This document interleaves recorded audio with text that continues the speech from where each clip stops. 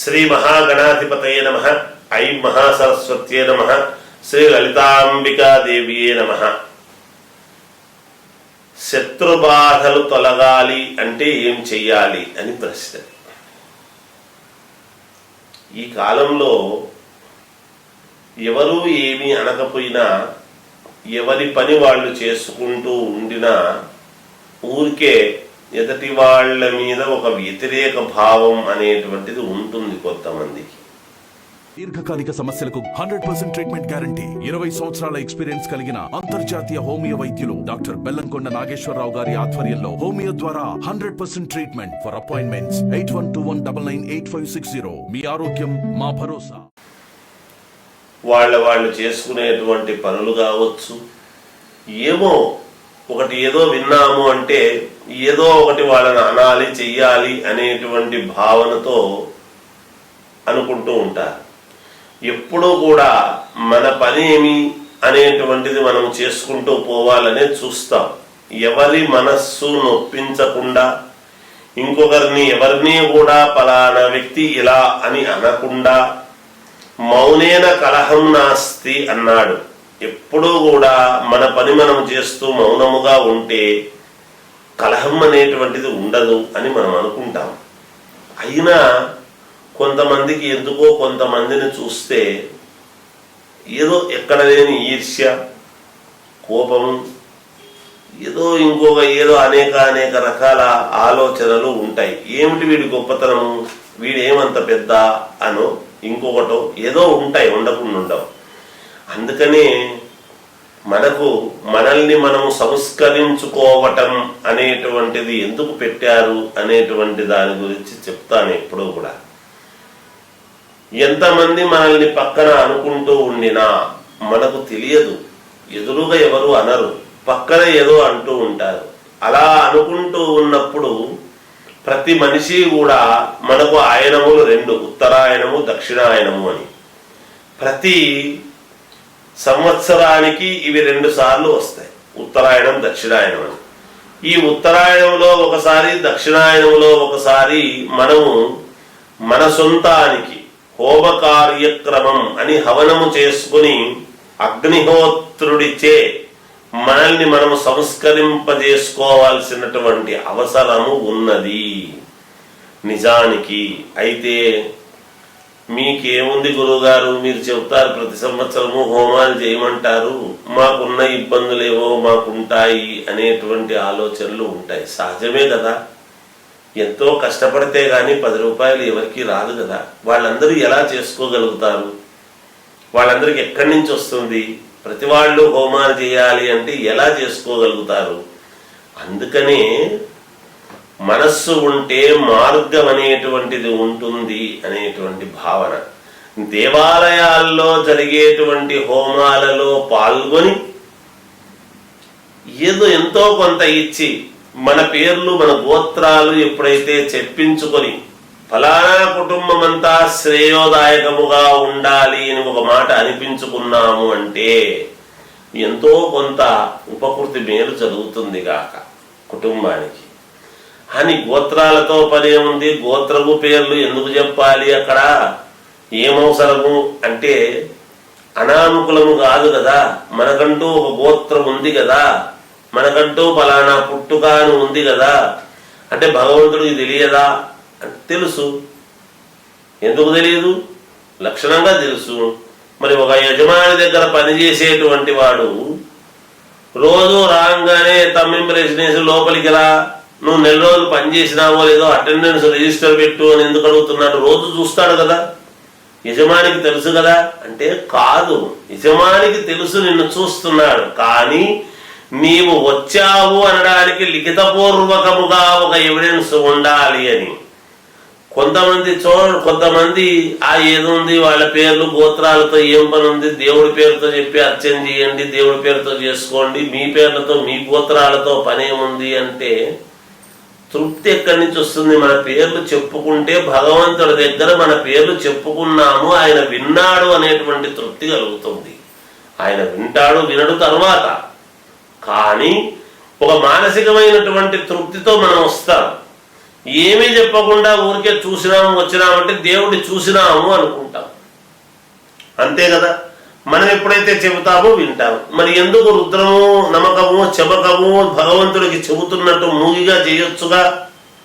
అంటే మనము మంత్రం చెప్తూ ఎందుకు చేస్తున్నట్టు అంటే చెప్పిన దానికి మనం చెబుతూ ఉంటే చెప్పిన దానికి ఫలితము అనేటువంటిది ఉండాలి కదా. అందుకని కదా దేవాలయాల్లో అర్చకులు అంత ఇదిగా మరి అర్చన భగవంతుడికి తెలియదా?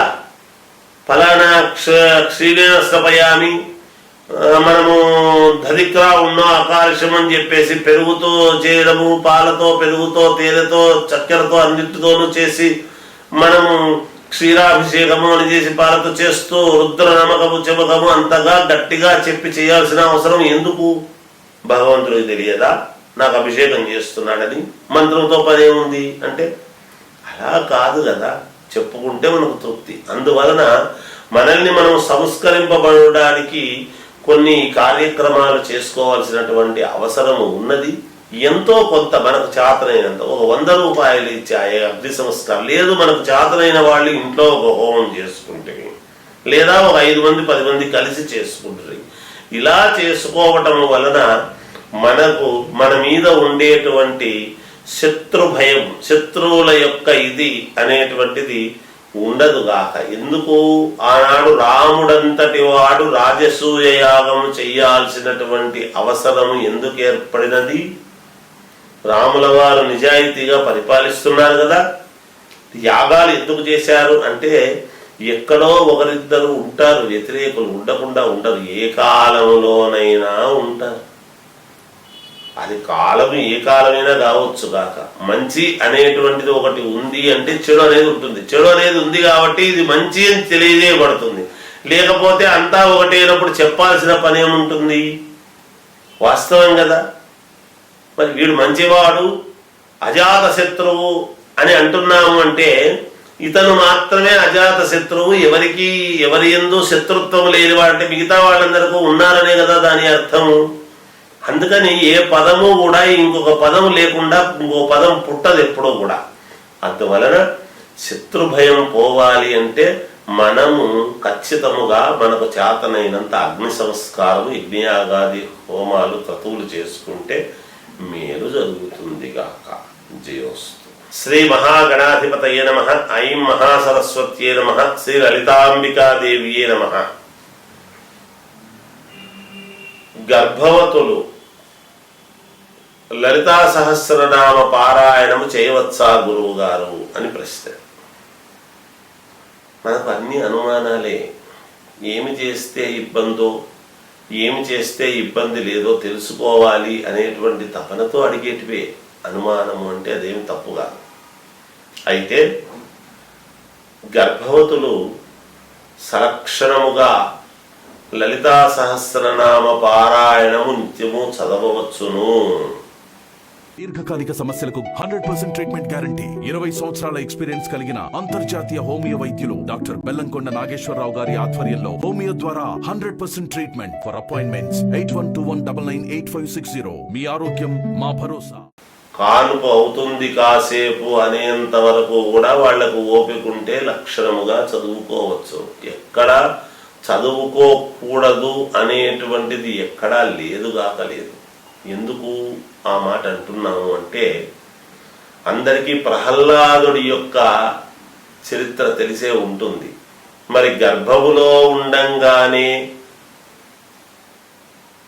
మరి ఎలా అయితే విని అన్నీ కూడా ప్రహ్లాదుడు ఎంత మహనీయుడు అయినాడో అలా గర్భములో ఉండేటువంటి శిశువుకు కూడా లలితా సహస్రనామ పారాయణము ఎప్పుడైతే మనం ఈ నామాలన్నీ చదువుకుంటూ ఆ తల్లి గట్టిగా చెప్పుకుంటూ ఉంటుందో, గట్టిగా చెప్పుకోనక్కర్లేదు, మనస్సులో మననము చేసుకుంటూ ఉన్నా కూడా శిశువుకు తెలుస్తుంది. ఎందుకంటే ఆమె గర్భంలో ఉండేటువంటి శిశువుకే కదా. కనుక తప్పకుండా ఆ శిశువు యశోవంతముగా తేజోవంతముగా రావటానికి అవకాశం ఏర్పడుతుంది రేపు పొద్దున లోకంలోకి. కనుక ఎక్కడా కూడా గర్భవతులు చదవకూడదు, చెయ్యకూడదు అనేది ఏమీ లేదు. ఏదో ఊరికే పనికిరానివి అవి ఇవి చూస్తూ ఏదో కాలహరణం చేస్తూ ఏవేవో మాటలు మాట్లాడుతూ ఏవో సినిమాలు చూస్తూ అలా కాలము వెళ్ళబుచ్చేటువంటి దానికంటే నిరంతరము కూడా, అందుకనే కొంతమంది డాక్టర్లు చూడండి, ఎప్పుడైతే గర్భవతులు మామూలుగా కానుపు అయ్యే ముందు వరకు కూడా అయ్యే వరకు కూడా ఇంట్లో మంచి పిల్లల ఫోటోలు, మంచి బొమ్మల ఫోటోలు ఇట్లాంటివి ఏవో చూసేదానికి చూస్తుంటే మంచిది అనేటువంటి భావనతో పెట్టుకుని ఉంటారు. ఎందుకు? చూసే కొద్దీ మనస్సుకు అటువంటి పిల్లవాడినే మనసులో భావన చేసుకుంటే ఆ స్త్రీమూర్తి ఆ మనస్సుకు తగ్గట్టు లోపల రూపము ఆకారము పొందుతుంది అని. అందుకనే కదా తన మనస్సంతా కూడా భర్త యందు ఉంటుంది. ఎప్పుడూ కూడా ఒక స్త్రీమూర్తి యొక్క మనస్సు ఎవరి మీద ఉంటుంది అంటే ఈ కాన్పుకు కారణమయ్యేటువంటి భర్త మీద మనస్సు ఎక్కువగా నిమగ్నమై ఉంటుంది. అందుకనే చాలా మంది స్త్రీలు భర్త పోలికలతో కూడినటువంటి సంతానాన్ని పొందడానికి అవకాశం ఏర్పడుతూ ఉన్నది. భర్త లాంటి వాడినే పిల్లలను కంటారు. ఎలాగంటారంటే మనస్సులో చేసుకునేటువంటి భావన అంత గొప్పది. ఎప్పుడు అదే స్త్రీమూర్తి యొక్క ఔన్నత్యం మనం గ్రహించాల్సింది. అందువలన సలక్షణంగా గర్భంలో శిశువు ఉన్నప్పుడు గర్భవతులు అందరూ కూడా లలితా సహస్రనామ పారాయణము చదివితే మంచి అమ్మవారి స్వరూపమైనటువంటి అమ్మాయిని గనవచ్చు, లేదా అమ్మవారి యొక్క అనుగ్రహంతో మగ సంతానాన్ని కన్నా ఎవరిని కన్నా తేజోవంతమైనటువంటి శిశువును కనడానికి అవకాశము ఏర్పడుతుంది. మంచి జ్ఞానవంతులు అవుతారు, తెలివిగా బాగా మంచి చదువర్లు అవుతారు, మంచి తెలివితేటలు కలిగిన వాళ్ళు అవుతారు, మంచి ఆరోగ్యవంతులు అవుతారు. లలితా సహస్రనామ పారాయణములో లేనిది ఏముంది చెప్పండి?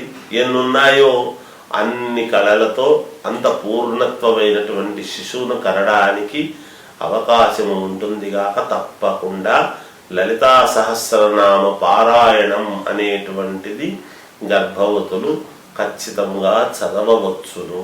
ఎక్కడా ఏమీ అడ్డంకు అనేటువంటిది ఎంత మాత్రము లేదు. మనం పెట్టుకుంటున్నాం ప్రతిదీ కూడా, కానీ ఇలాంటి అడ్డంకులు ఎక్కడా లేవుగాక లేవు. జయోస్.